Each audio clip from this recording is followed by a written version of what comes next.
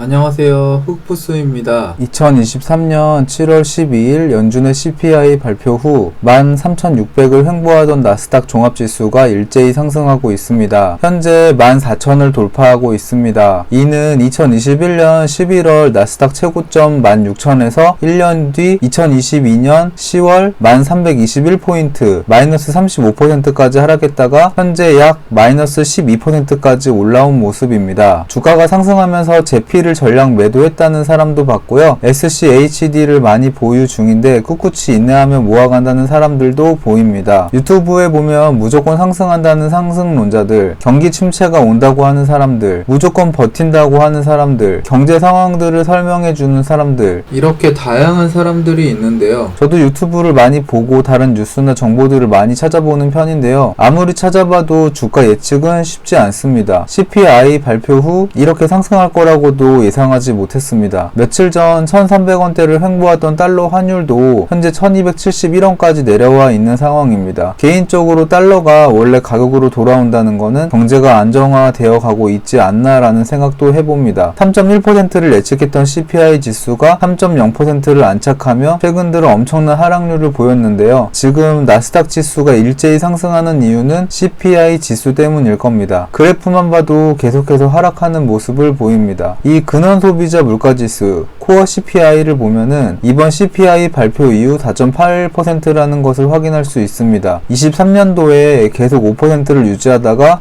이번에 4%대로 내려오면서 이것도 시장의 긍정적인 요인으로 작용하지 않았나 싶습니다. 다만 많은 전문가분들이 이야기하는 게 이 코어 CPI가 확실하게 하락해줘야 금리 인상을 멈출 수 있다는 건데요. CPI에는 에너지, 식료품이 전부 포함되어 있지만 코어 CPI에는 에너지, 식료품은 포함되지 않습니다. 식료품과 에너지는 필수 소비재이기 때문에 가격이 오르든 내리든 사람들은 무조건 구매하게 되어 있습니다. 원유, 휘발유, 밀, 옥수수, 육류 등등 트레이더들이 거래하는 품목이기도 합니다. 전쟁, 기근, 폭우, 천재지변으로 가격이 크게 상승 하락할 수도 있고 가격 변동폭을 매우 크게 만들어 인플레이션 수치도 왜곡되게 만듭니다. 하지만 시간이 지나면 결국 가격은 조정되어 제자리를 찾을 겁니다. 미국이 금리를 계속 움직이는 것은 미국 통화를 보호하기 위함인데 식료품이나 에너지는 통제가 불가한 상황이 생기는 경우도 있고 변동성 또한 매우 심합니다. 통제 밖에 놓인 상황으로 인해 발생하는 극단적 변동성을 보이는 부분이기 때문에 계산에서 제외해 버리는 것이죠. 이러한 이유들로 인하여 식료품과 에너지 가격은 미국 연준에서 중요한 지표로 보지 않는 것 같습니다. 그럼 연준은 어떤 지표들을 중요하게 볼까요? CPI와 PCE의 차이점은 CPI는 가정에서 구매하는 것의 지표고 PCE는 기업에서 판매하는 것에 대한 지표입니다. 집세나 월세는 CPI의 비중이 큽니다. CPI는 개인이 직접 비용을 지불하는 재화나 용역만 포함합니다. PCE는 피고용인의 의료보험 같은 것들까지도 포함을 합니다. PCE가 CPE보다 더 넓은 범위인데요. PCE가 더 많은 것들을 포함하기 때문에 연준은 PCE를 더 선호합니다. 연준이 코어 PCE를 가장 중요하게 보는 이유는 CPI, 코어 CPI, PCE, 코어 PCE 중 가장 변동성이 낮습니다. 또한 CPI는 대체재를 반영하지 않고 PCE는 대체재까지 반영을 합니다.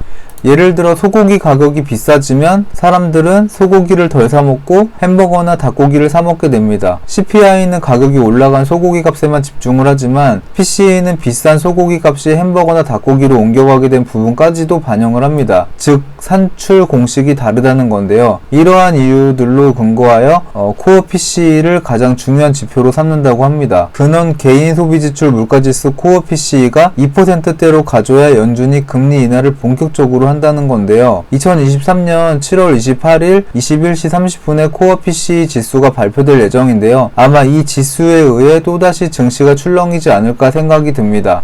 2022년 12월부터 2023년 6월 30일까지 계속 4.6에서 4.7%를 왔다 갔다 하고 있는데요. 이게 내려간다는 것 같은 분위기가 나오면 증시가 더 상승할 것이고 또다시 횡보하거나 올라간다면 증시는 하락할 수도 있을 것 같습니다. 2022년 12월에 발표된 4.7%에서 23년 1월 27일에 4.4%로 바뀌었다가 다시 23년 2월 24일 4.7%로 올라가는데요. 앞으로 이런 식으로 왔다 갔다 하는 일이 또 발생될 수도 있기 때문에 함부로 예측해서 올인하는 거는 좀 위험할 수도 있을 것 같습니다. 연준이 진짜 잡으려고 하는 거는 코어 PC인데요.